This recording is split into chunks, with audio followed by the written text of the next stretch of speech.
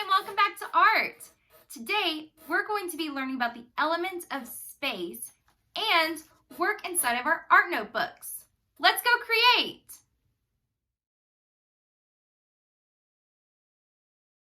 When we talk about space in art, we aren't talking about outer space. We are talking about the distance between objects. There are three distances that an object can be in a picture: the foreground, middle ground, and background. The foreground is the closest space to the viewer. It will have the largest objects and have the most details. The background is the furthest space from the viewer. It will have the smallest objects and have the fewest details. The middle ground is in between the foreground and background. It will have medium-sized objects and have some details. Let's look at this painting by John Sloan called South Beach Bathers. The people who are the largest are in the foreground and closest to the viewer. We can see that they are eating and lounging around on the sand. The next group of people that are playing in the water are in the middle ground of the picture. They are smaller and further away from the people in the foreground of the picture and from the viewer. The people in the white boats and the island are in the background of the picture. Those are the smallest and furthest objects from the viewer.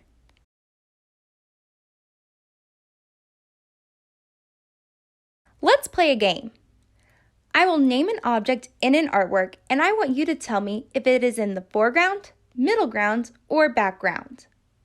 Let's begin. Where is the dog? It's in the background. Where is the woman? She is in the foreground. Where are the ice rinks? They are in the middle ground. Great job, boys and girls!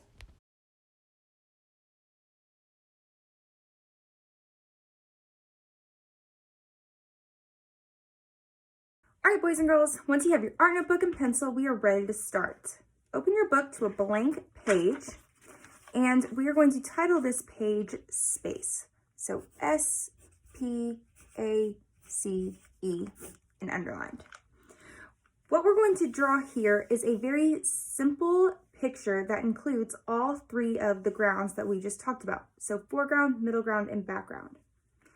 First, we're going to start with a very large tree. So we're going to make a curved line going up. And then same thing over here, curved line going up. And then we can just draw curved line, curved line, curved line, curved line, curved line. And then because this is the foreground of our picture, and it's the largest, we can add some more details. So some details of the bark inside of here, and then some more leaves if we want to. All right, so this is our tree, and it's on our foreground because it's the closest and largest, and we can see lots of details inside of it. Now let's do the middle ground. So let's draw a curved line here for a hill, curved line here for a hill. So this is going to be our middle ground, and we're going to add a simple house on here. Now remember, this house isn't going to be super big or have as much details as the tree because it's further away. But we can draw a simple door, some squares for some windows. All right, so there's our house in the middle ground.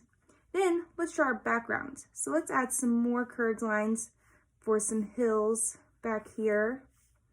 And what we can do is add little tiny houses back here for where in the background. So it looks like there's lots of going on back here, but we're not going to add any details because they're the furthest thing away from the viewer. So we have our foreground, which is our tree, our middle ground, which is this house right here. So we can see some of the details. And then our background are these hills with these tiny little houses, but we can't see any of the details. For my 3rd, 4th, and 5th graders, what I'd like you to do is label each part of the picture. So foreground, you can point to the tree. And then this house is the middle ground.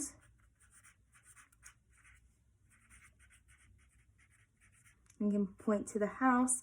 And then our background over here.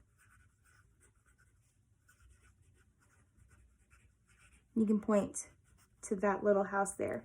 For my kinder, first, and second graders, if you would like to label your picture, you can as well. But this is what you guys are going to be turning into me.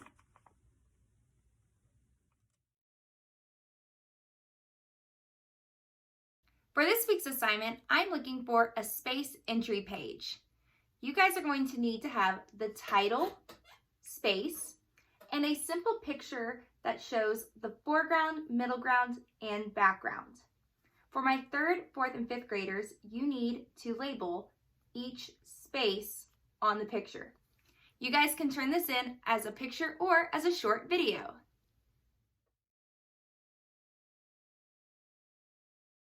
All right, boys and girls, this is the end of my video. I had so much fun teaching you guys about the different grounds that can make up a picture. See you guys next time!